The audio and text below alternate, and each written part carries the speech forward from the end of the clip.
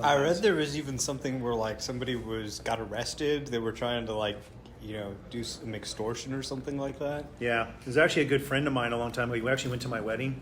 A really Wow. good friend of mine for almost, I think it was about probably more than 15 years, 10 to 15 years. Great friend of mine. Went to my wedding. That's crazy. Great kid. And then he started getting on drugs, hardcore drugs, and he started doing 10 to 15 times the lethal dose of acid. Oh God. And he started telling people that he was Christ and God, and like he started hearing all these voices. And at some point, acid actually makes you think it's real. And there's a tipping point where he burned his brain so bad that he started believing that it was real. And there's a lot of people that knew him that were into drugs, and he started talking about his friend that had done well in life and become wealthy.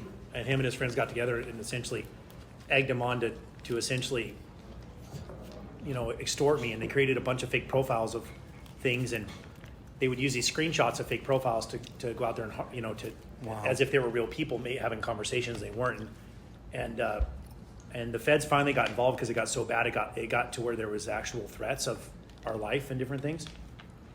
And it was really sad because I know him and his family, and Wow.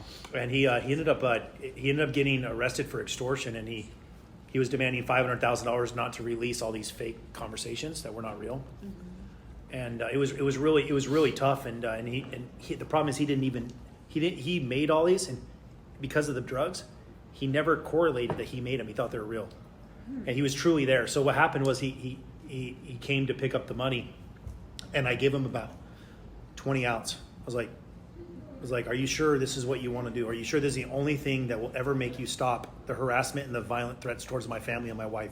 Are you I 20 times begged and pleaded him, and I had to do that because some of them were the federal officers essentially tweeting him saying, are you positive that money is the only thing that's going to stop you from threatening my family? And he ended up getting, he got arrested for that extortion. And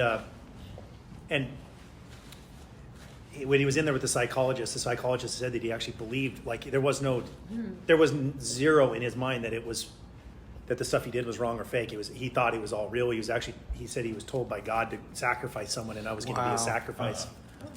And he got out of prison he was going to go there for probably 10 or 20 years, which they think he would have been 1 or 2 years. It would have been enough time for him to detox and possibly help fix the routing of his brain to get off the drugs. With psychological help, he probably could have come back. But they let him out because of COVID, and Instagram deleted his profile because he used it for extortion. And that was the only thing he had in his life was his followers. And he hung himself that night. Wow. And I know his family, and it was really tough because multiple people made comments about me being involved with that. It was really hurtful to his family. Mom would cry over it. And I'm just it was so hard because I tried to help him for months and months. And many of our friends tried to help him, and he just went off. That's what drugs. It's just so sad to see people get these drugs, dude. I don't know what. Was this an employee? No, it was a friend, but I mean,